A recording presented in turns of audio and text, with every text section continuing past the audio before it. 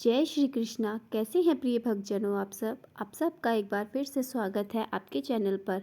आज की वीडियो में मैं आपको एकादशी की संपूर्ण जानकारी दूंगी। उसके लिए आप पूरी वीडियो को जरूर सुनें। कार्तिक मास के शुक्ल पक्ष की एकादशी को देवउठनी एकादशी कहते हैं और इस एकादशी को देव प्रबोधिनी भी कहा जाता है। शास्त्रों के अनुसार देवउठनी एकादशी के दिन भगवान श्री हरि विष्णु योग निद्रा की अवस्था से जागृत अवस्था में आते हैं और फिर सभी प्रकार के शुभ कार्य इसी के बाद प्रारंभ होते हैं, जो कि चातुर्मास की वजह से रुके हुए होते हैं। इसी एकादशी से शास्त्रों के अनुसार देवउठनी एकादशी भगवान श्री हरि विष्णु और माता लक्ष्मी को प्रसन्न करने का सबसे शुभ दिन माना जाता है। इस दिन विधि विधान से भगवान श्री हरि विष्णु और माता लक्ष्मी की आराधना करने से समस्त प्रकार की मानसिक और वाचिक कर्मों से मुक्ति मिलती है। देवउठनी एकादशी के दिन शालिग्राम और तुलसी का विवाह भी संपन्न होता है। ऐसा कहा जाता है कि तुलसी विवाह संपन्न करने से सभी प्रकार की परेशानियां जीवन की समाप्त हो जाती हैं। सुख समृद्धि, संतान, सौभाग्य, हर प्रकार की कामना शालिग्राम और तुलसी का विवाह संपन्न करने से पूर्ण हो जाती है और इसलिए कार्तिक मास की शुक्ल पक्ष की देवउठनी एकादशी को सनातन धर्म में बहुत महत्वपूर्ण माना गया है। इस साल 2024 में देवउठनी एकादशी कब है, ये आपको मैं बताती हूँ। एकादशी की तिथि जो है वो प्रारंभ कब होगी और ख़त्म कब होगी, हमें व्रत कब धारण करना है, इसका पारण कब करना है, व्रत खोलने का शुभ मुहूर्त क्या है, हमें किस दिन भगवान श्री हरि विष्णु की पूजा आराधना करनी चाहिए, किन मंत्रों का जाप करना चाहिए, तुलसी का विवाह कब करना है, ये सारी जानकारी आपको वीडियो में मिलने वाली है। तो आप पूरी वीडियो को ज़रूर सुनें। तो देखिए, कार्तिक मास की शुक्ल पक्ष की एकादशी तिथि जो प्रारंभ हो रही है वो हो रही है 11 नवंबर 2024 की शाम को 6:40 पर और ये जो समाप्त होगी अगले दिन यानी कि 12 नवंबर को शाम को 4:42 पर।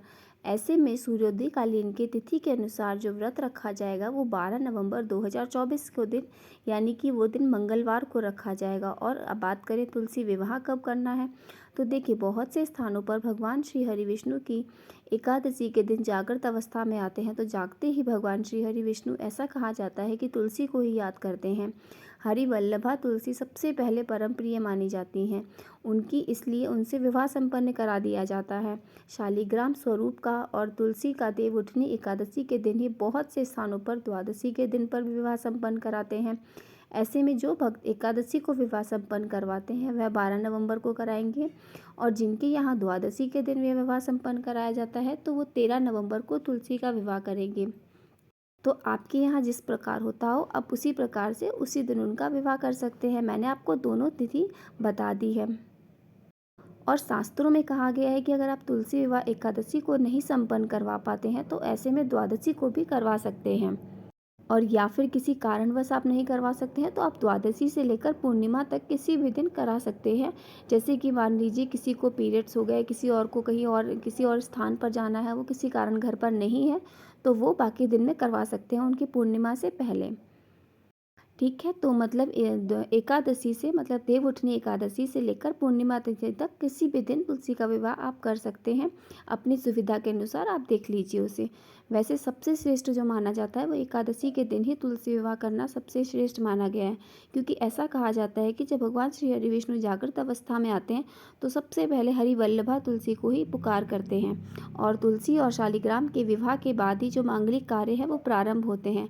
तो अब बात करते हैं कि पारण कब होगा और शुभ मुहूर्त कब होगा। तो देखिए, एकादशी व्रत का पारण हमेशा द्वादशी तिथि में किया जाता है और द्वादशी तिथि जो प्रारंभ होगी वो होगी 12 नवंबर को 4:55 पर और जो समाप्त होगी वो होगी 13 नवंबर को दोपहर में 1:11 पर। ऐसे में जो पारण का शुभ मुहूर्त आपको प्राप्त होगा वो होगा 13 नवंबर को सुबह 6:42 से 8:51 के बीच में आप कभी भी पारण कर सकते हैं, तो इसे आप शुभ माना जाएगा।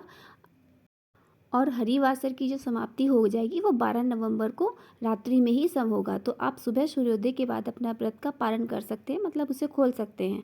तो साल 2024 में जो एकादशी का व्रत रखा जाएगा वो 12 नवंबर 2024 के दिन यानी मंगलवार को होगा। तो आप सभी को मेरी तरफ से आने वाली देवउठनी की एकादशी और तुलसी विवाह की बहुत सारी शुभकामनाएं। आशा करती हूँ आपको आज की वीडियो अच्छी लगी होगी, और अगर आपके लिए ये वीडियो थोड़ी बहुत भी यूज़फुल हो तो आप चैनल को सब्सक्राइब करना ना भूलें, ताकि आपको आने वाली और भी ऐसे व्रत और त्यौहार की संपूर्ण जानकारी समय पर प्राप्त हो सके। जय श्री हरि विष्णु, जय हो माता लक्ष्मी की।